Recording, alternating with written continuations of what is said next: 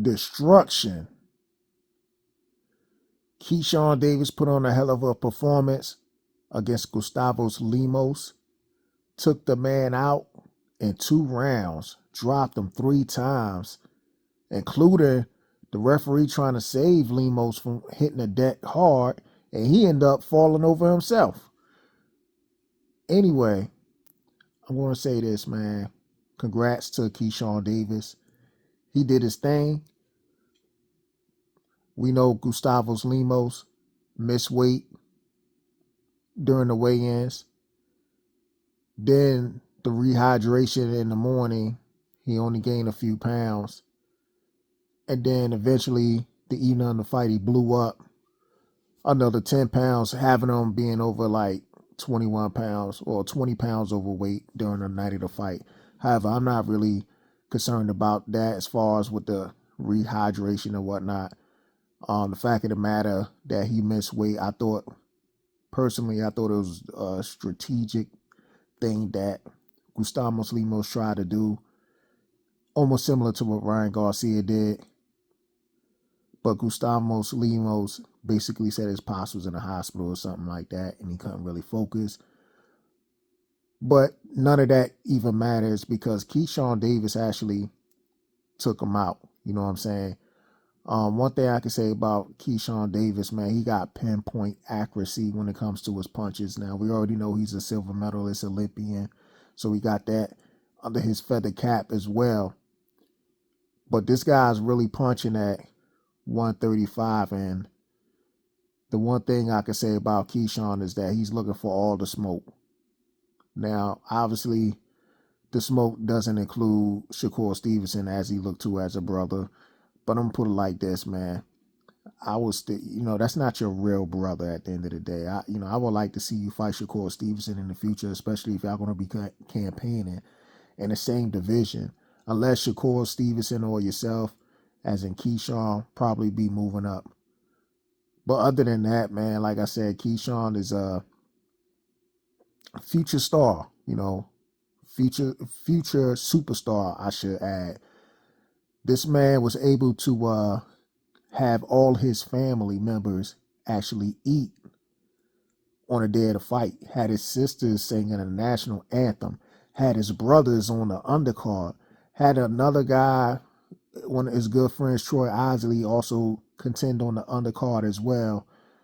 As well as bring up Abdullah Mason and having him on his undercard as well, because Abdullah Mason is making some noise amongst the fans as well.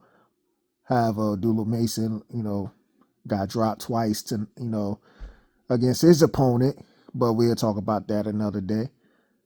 But yeah, Keyshawn, man, he fought a guy, and Gustavo Lemos, who's never been hurt before in my not that I know of, not my recollection. I don't think Gustavo Lemos ever been hurt. It's to the point that even before the fight took place, you had somebody like Richardson Hitchens sat up there and tweeted basically saying, "Oh, well, Gustavo Lemos, he's not really focused. He came in and making weight when he fought me, but he didn't make weight when he fought Keyshawn, so he's not really focused." Until after the fight was over, you see Richardson Hitchens tweeting again, talking about now almost like he wants to smoke. I don't understand it. Richardson Hitchens actually has a fight coming up, and he's more focused on Keyshawn Davis than anything else. I don't get it. But anyway, leading to this fight, Keyshawn was talking about, hey, possibly wanting to fight Tank Davis.